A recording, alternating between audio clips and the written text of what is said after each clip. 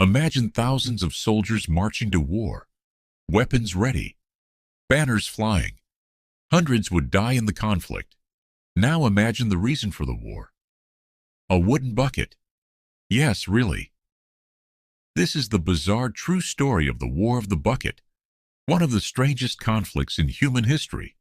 The year was 1325. Italy was not a unified country, but a collection of powerful city-states constantly competing for power and influence. Two of the fiercest rivals were Modena and Bologna. The rivalry between these cities had existed for generations.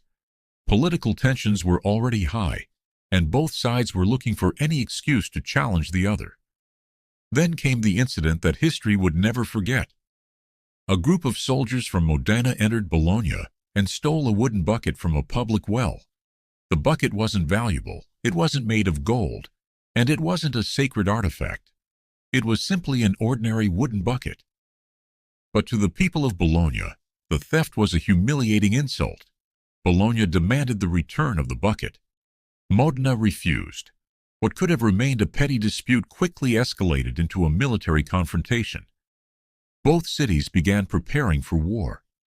Thousands of soldiers were mobilized, weapons were gathered, and tensions reached a breaking point. In November 1325, the two armies finally met near the town of Zappolino. Bologna fielded an army of roughly 30,000 men, while Modena had far fewer soldiers. Despite being heavily outnumbered, Modena achieved a stunning victory. The Bolognese army was defeated, hundreds of soldiers were killed, and thousands more fled the battlefield.